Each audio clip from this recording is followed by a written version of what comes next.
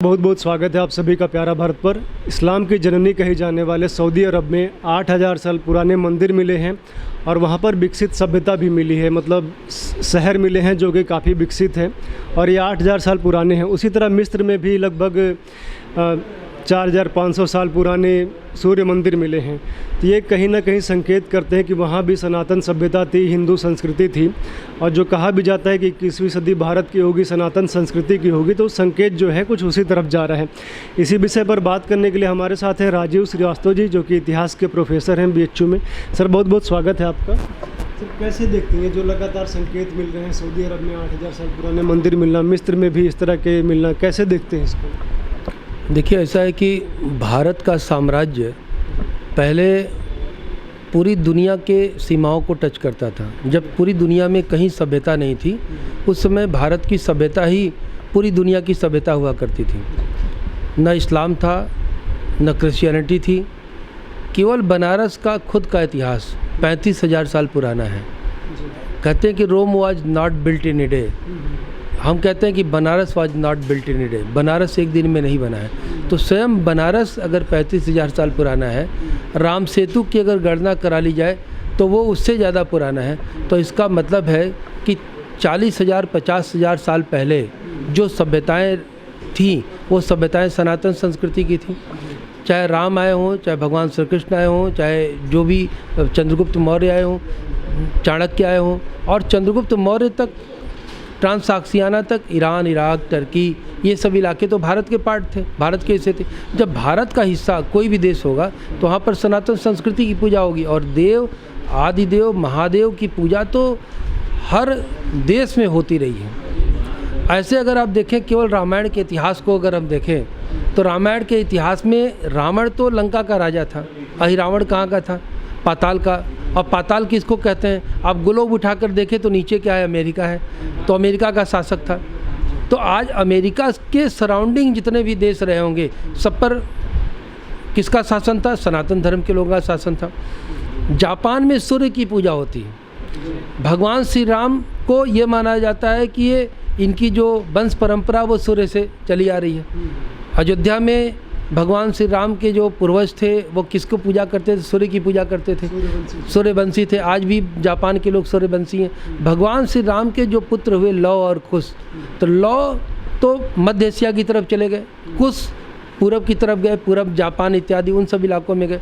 तो वहाँ पर जहाँ जहाँ भी हमारे जो भगवान थे या हमारे शासक थे, उनका राज्य जहाँ जहाँ भी हुआ, वहाँ तो सनातन संस्कृति थी। और जो ये कहते हैं कि अरे बाहर से, अरे बाहर से कहाँ आएंगे? पूरा देश, पूरा विश्व ही हमारा था, तो हम कहाँ से आएंगे? दक्षिण अफ्रीका में भी हम थे, मध्य एशिया में भी हम थे, यहाँ पर भी हम थे। तो अभी भी भारत में 3000 से ज़्यादा बोली जाती है। इसका मतलब थोड़ी कि हम अलग अलग हैं। हमारा तो DNA एक है, सब संस्कृति एक है। तो आप आज भी देखिए, जैसे सऊदी अरब में मिला है मंदिर, सऊदी अरब में मक्का में क्या है? आज भी लोग ये क्लेम करते हैं ना कि वहाँ पर 300 से ज़्यादा मूर्तियाँ थी जिनको तोड़ा गया और बाद में एक को छोड़ दिया गया। और उन मूर्तियाँ किसके थी? अब वहाँ पर अरबी भाषा में चाहे उसको जो कहते रहे हों, या जो कहते थे अल्लाह की 2 देवियाँ उज़्मा और एक मानते थे उनको देवियों को। अब बाद में पैगंबर साहब आए तो उनको लगा कि नहीं, एक ही मूर्ति रहेगी, बाकी सब मूर्तियों को खंडित किया जाएगा। आज भी जो सिस्टम वहाँ पर है, आबे जमजम लेकर के और बिना सिला हुआ वस्त्र पहन करके चक्कर मारना, ये काशी विश्वनाथ में भी तो यही होता है। गंगा जल लेकर के बिना सिला हुआ वस्त्र पहन करके चक्कर मारना, जल चढ़ाना, ही क्या है? तो संस्कृति वही थोड़ा सा तोड़ मरोड़ के पेश कर दिया गया। जितने भी धर्म सनातन संस्कृति या सनातन धर्म के बाद आए, वो सब मानवीय धर्म है, इंसानों ने बनाए हैं। लेकिन सनातन धर्म को किसी ने नहीं बनाया है। तो वेद कितने साल पुराने हैं? जब भगवान राम आए तब भी वेद पढ़ा, भगवान श्री कृष्ण आए तब भी वेद पढ़ा। वेदों में क्या वर्णित है? ऋग्वेद में क्या वर्णित है? तो जब पूरी हमारी सीमाएं पूरी दुनिया तक थी, तो मंदिर ही तो मिलेगा, उसमें और कौन सा चीज़ मिल जाएगा? तो इसमें कोई आश्चर्य की बात नहीं है। अभी तो दुनिया के और देशों में, दक्षिण अफ्रीका में शिवलिंग मिला है, सऊदी अरब में मंदिर के अवशेष मिल रहे हैं, तो मंदिर ही मिलेंगे। इस्लाम 1600 साल पुराना है और 2200 साल पुराना क्रिश्चियनिटी है। क्या मिल जाएगा यहाँ पे? कौन सा स्ट्रक्चर मिल जाएगा इनका? जब भी खुदाई होगी, जहाँ आप 2-3 हज़ार साल पीछे जाएंगे वो पूरी दुनिया में शिवलिंग मिलेगा, भगवान की मूर्तियाँ मिलेंगी, विष्णु की मूर्तियाँ मिलेंगी, उनके अवतारों की मूर्तियाँ मिलेंगी, उनके स्वरूपों की जैसे जैसे पूजा होती है। अब जैसे भगवान विष्णु की पूजा यहाँ विष्णु की तरह होती है, अब दक्षिण भारत में किसकी तरह होती है?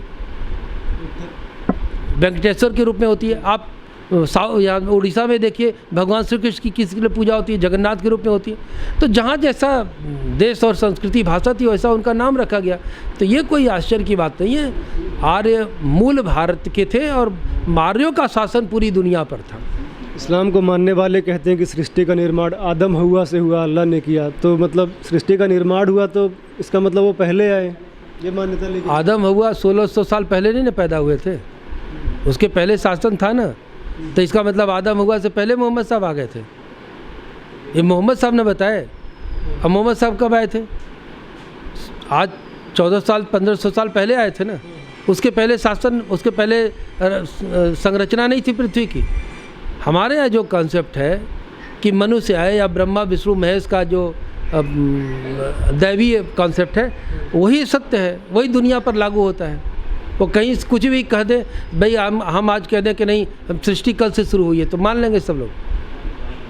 वो इस्लाम क्या कहता है उससे मेरा कोई मतलब नहीं। उनकी अपनी थ्योरी है और उनकी थ्योरी 1400 साल पुरानी है, हमारी थ्योरी लाखों साल पुरानी है। अच्छा ये बताइए, सूर्य मंदिर हो गया, भारत में भी है और मिस्र में भी मिला है। महादेव की पूजा इजिप्ट में भी होती है, सऊदी अरब में भी आप बता रहे हैं, भारत में होती है, सब जगह होती है। तो मतलब वो लोग यहाँ आए कि हम लोग यहाँ से वहाँ गए? क्योंकि सब जगह तो सेम ही चल रहा है। ना हम लोग यहाँ से वहाँ गए ना वो यहाँ से वहाँ आए। हम जब हम कह रहे पूरा भारत की सीमा में ही सारे देश थे तो हम इधर उधर जाते जाते रहे, हमारा ही शासन था। हाँ ये था कि उसका जो मूल केंद्र था, चाहे आर्यों का आर्यों कह लें, चाहे हम हिंदुस्तानी कह लें, भारतीय कह लें, जिसका भी मूल केंद्र था वो मूल केंद्र भारत में ही था और अयोध्या का ही शासन था पूरी दुनिया पर। नहीं तो आप पूरी दुनिया में देख लीजिए, जहाँ जहाँ भी शासन है वहाँ पर किन चीज़ों के प्रमाण मिलते हैं? भाई सूर्य की पूजा क्यों होगी? सूर्यवंशी तो भगवान श्री राम थे, तो भगवान श्री राम के समय में शासन रहा होगा तभी तो सूर्य मंदिर बना होगा। तो काहे करे सूर्य मंदिर? बाद में श्री राम के भगवान के जो वंशज थे उन्होंने यहाँ पर कोणार्क में भी मंदिर बनवाया सूर्य का। तो हम जिसकी पूजा करेंगे उसी का तो मंदिर बनाएंगे। और बहुत लंबे समय तक अग्नि की पूजा ईरान वाले भी करते थे जो पर्शियन थे। तो अग्नि की पूजा हमारे यहाँ तो जब कथा होती है उसके पहले अग्नि की पूजा होती है, यज्ञ होता है उसके पहले अग्नि की पूजा होती है। तो हमने क्या हुआ कि सराउंडिंग सारी चीज़ों को लिया। अब जहाँ जहाँ धर्म फैला या सनातन धर्म संस्कृति है वहाँ पर थोड़ी थोड़ी चीज़ों को उन्होंने लिया। तो इसका मतलब ये नहीं कि अलग है, पूरा विश्व ही, वो कहते हैं विश्व वसुधैव कुटुम्बकम। तो वसुधैव कुटुम्बकम का नारा ऐसे नहीं आया, सब जगह आर्यों का सनातन संस्कृति का झंडा फहरा रहा था। ये कैसे सिद्ध होगा कि जो भी केंद्र बिंदु है, पूरी जो संस्कृति है, भारत ही केंद्र बिंदु है? कैसे होगा ये? तो सिद्ध हो गया ना। अब मंदिर मिल गया तो सिद्ध हो गया। वहाँ से तो मस्जिद निकलना चाहिए था या दूसरा कुछ निकलना चाहिए था जो उनकी परंपरा में है। वो तो अपनी परंपरा बनाए हैं और सनातन संस्कृति में तो परंपरा स्वयं भगवान की बनाई हुई है। तो वो कैसे सिद्ध करेंगे? हम करें वो कैसे सिद्ध करेंगे मिस्र वाले कि वो भगवान की पूजा नहीं करते थे? वहाँ तो प्रत्यक्ष प्रमाण निकल गया। भारत में तो हम उसकी पूजा आदि अनंत काल से कर ही रहे हैं। वो मिला तो वो प्रमाणित करे ना। अब ये तो जो कम्युनिस्ट इतिहासकार और कांग्रेसी इतिहासकार, दरबारी इतिहासकार थे, उन्होंने लिख दिया कि भाई आर्य बाहर से आए थे। क्यों?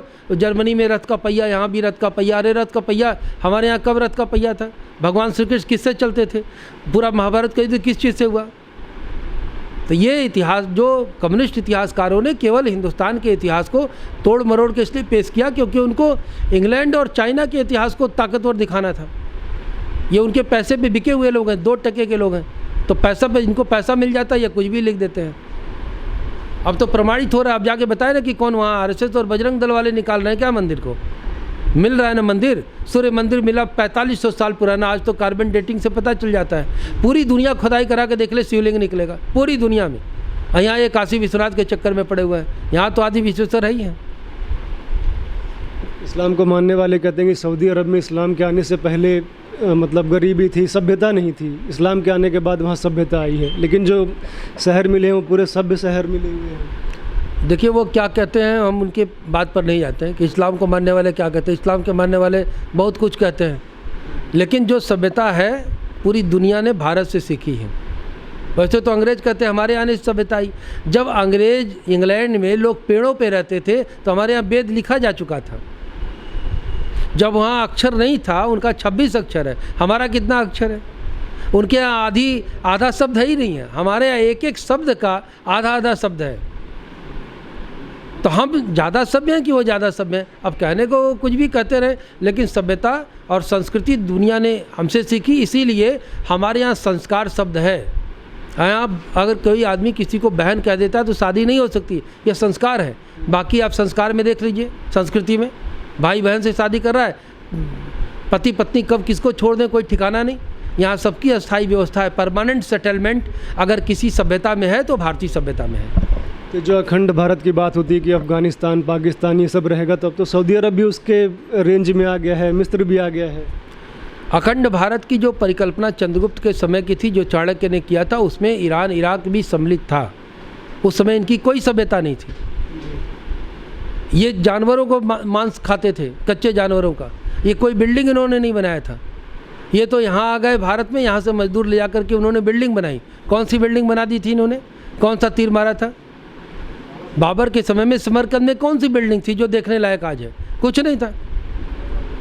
तो हमारी सीमाएं, सांस्कृतिक सीमाएं अलग हैं और राजनीतिक सीमाएं अलग हैं। हमारी राजनीतिक सीमाएं अफ़गानिस्तान के इतर थी, वो तो मुग़ल पीरियड में भी थी, चंद्रगुप्त के पीरियड में भी थी, लेकिन सांस्कृतिक सीमाएं हमारी पूरी दुनिया में थी। धर्म एक ही था। सांस्कृतिक, जैसे आज इस्लाम है 40 देशों में, तो इसका मतलब थोड़ी कि वो राजनीतिक सीमा उसकी एक है। राजनीतिक सीमा अलग है, जॉर्डन अलग है, टर्की अलग है, सीरिया अलग है, सऊदी अरब अलग है, लेकिन वो एक धर्म को मानने वाले थे। उसी तरह से भारत में भी भारत की सीमाएं बड़ी थी, बावजूद इसके जो दूसरे देश भी थे वो भी सनातन धर्म को ही मानते थे। धर्म तो एक ही था, महादेव की पूजा होती थी, कहीं पर राम की पूजा। अभी आप इंडोनेशिया देख लीजिए, आज भी वहाँ राम को लोग पूजते हैं। बाली देख लीजिए, वहाँ आज भी राम की पूजा होती है। तो पूरी दुनिया में सनातन संस्कृति था। आज वो खुदाई करके निकल रहा है सनातन संस्कृति के सभी प्रतीक। मंदिर पूरे दुनिया में सनातन संस्कृति का प्रतीक रहा है। इसलिए मंदिर पर कोई क्लेम ना करे कि हम यहाँ पर थे, आ रहे थे, फलाने थे, वो कुछ उनका दावा नहीं चलेगा। अब तो सब प्रत्यक्ष है। ये तो चार किताबों को देख करके रोमिला थापर और 2-4 इतिहासकारों ने लिख दिया। ये सब अंग्रेज़ों के दलाल थे, अंग्रेज़ों की चाटुकारिता करने वाले लोग थे। ये क्या इतिहास जानेंगे? ये भारतीय संस्कृति को मानते नहीं। ये रामायण को भगवान राम को काल्पनिक कहने वाले लोग हैं और राम सेतु को तोड़वाने वाले लोग हैं। तो ये सब क्या जानेंगे इतिहास को? इतिहास वो जानेगा जो भारतीय संस्कृति को मान्यता देगा। और भारतीय संस्कृति में ही संस्कार है, पूरी दुनिया में संस्कार नहीं है। हमारे यहाँ हर चीज़ का, जन्म का संस्कार है, मृत्यु का संस्कार है, जवानी का संस्कार है, ब्याह का संस्कार है, शादी का, सब चीज़ का संस्कार है। उनके यहाँ कौन सा संस्कार है? जनेऊ तक का संस्कार है। तो इसलिए जहाँ जहाँ भी मंदिर मिल रहा है तो प्रत्यक्ष प्रमाण मिल रहा है, और दुनिया को भगवान खुद दिखा रहे हैं कि भारत की संस्कृति मानते तो शांति रहती, हिंसा नहीं होती। जितनी जगह पर मूर्ति पूजा जब तक होती रही वहाँ पर शांति। जब भी कोई समाज मूर्ति पूजा से अलग होगा वो अशांत होगा और हिंसक होगा, और वो हुआ भी। जी बहुत बहुत धन्यवाद सर आपका हमसे बात करने के लिए। आप लोग जुड़े रहिए, देखते रहिए प्यारा भारत। धन्यवाद आप सभी का।